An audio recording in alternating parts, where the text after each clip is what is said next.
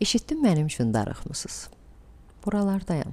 Bakıda olmasam da onlayn seanslarımız, işlərimiz davam edir. Tak что sizinlə mən psixoloq Samirə Bağırova ilə yeni postumuz davam edir.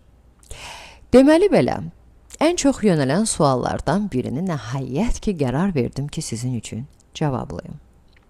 Nəyə görə bəzi insanlar həyatında ta uşaqlığından yaşanan travmalara rəğmən irəli gedə bilir, dəyişə bilir, güclənir, inkişaf edir, amma bəzi insanlar travmalarda ilişib qalır, keçmişə bağlı qalır.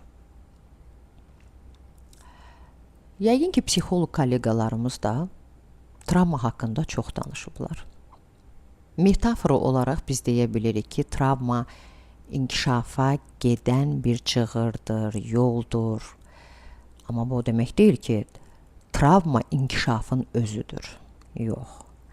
Travma sadəcə olaraq inkişaf üçün potensialdır. Travma nədir? Ta uşaqlıqdan hər hansısa bir hadisənin şahidi ola bilirik və yaxud iştirakçısı oluruq. İnsanların hadisələrə fərqli reaksiyaları olur. Daxilən keçirdiyi həyəcan, təşviş, sarsıntı, qorxu, depressiya. Bu fiziki də ola bilər.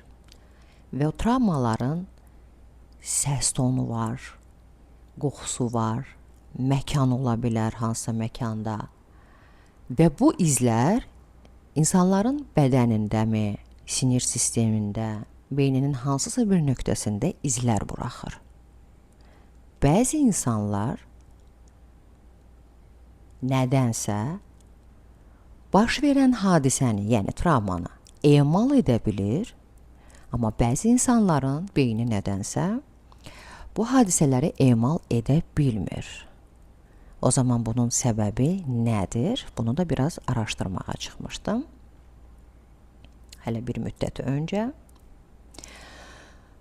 Uşaq vaxtı xəstələnə bilər uşaq, yıxıla bilər, şiddət ala bilər, kimsə üstünə qışqıra bilər, hər hansısa hadisənin, davanın, valideynlərin savaşının şahidi ola bilər, yüksək səsdən qorxa bilər. Yəni, uşaq vaxtı keçirdiyi hər hansısa sarsıntılı bir duyğusu,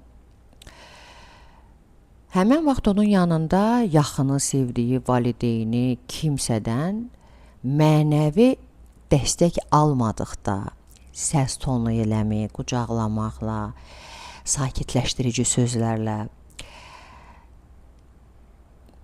və yaxud da uşaq yanlış edir, bilməyərək, qorxur etdiyi səhvdən, valideyn biraz üstünə qışqırır və yaxud digər bir insan, onun qorxusu biraz da çoxala bilir, həyəcanı, təşvişi və yaxud da daha nəzarətçi bir ailə olur, uşağın üstündə çox əsir, baş verən hadisə üzərində biraz da nəzarət olur və uşaq bu şəkildə həmən an hissini emal edə bilmir və bu izlər hopur bədəninə, beyninin nöqtələrində, bir yerlərində ilişib qalır.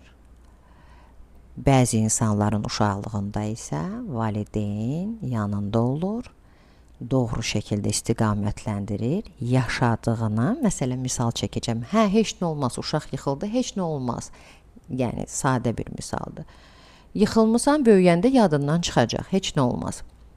Yəni, anında uşaq başa düşür və zaman-zaman hər hansısa hadisə baş verəndə bu kimi dəstək verici sözlərlə artıq beyin vərdiş edir hadisəni emal etməyə. Emal etmədikdə, edə bilmədikdə isə zaman-zaman illər keçir, yetişkin hala gəlib çatır. Hər hansı oxşar bir hadisə mi baş verə bilər, məkan mı, qeyd elədim ki, hər hansı bir tətikləyici bir vasitələr həmən o sinir sisteminin qapısını döyüb, şüursuz şəkildə ola bilir ki, insan şüurdan onu yada salmır.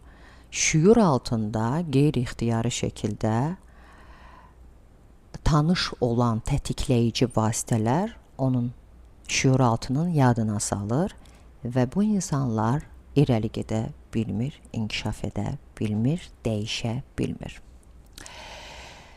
Rus blogerlərində, xarici blogerlərdə və bizdə də ən çox rastlaşdığımız sual var. Bu yaxınlarda bununla bağlı müsahibə də verdim. Yanlış bir sual var. Siz indiyə qədər bir psixoloq olaraq kimisə sağaltmısınızmı? Psixoloqun işi sağaltmaq deyil. Psixoloqun işi müraciət edən insanın, yəni biz bilirik ki, travmalar heç vaxt keçmir və silinmir. Emosiyalarını, travmalarını kontrol etməyi öyrətməkdir. Psixoloq müraciət edən insanın özündən psixoloq yaradır. Və həmən insan özü zaman-zaman psixoloq olaraq, yəni öz həyatını kontrola almağı, emosiyalarını, travmalarını idarə etməyi öyrənir və buradan da o söz əmələ gəlir ki, insan özü özünün psixoloqu olmalıdır. Psixoloqun işi budur. Və bu bir seansdan, 2 seansdan baş vermir. Bu bir inkişaf yoludur. Bu qədər diqqətiniz üçün təşəkkür edirəm. Görüşərik.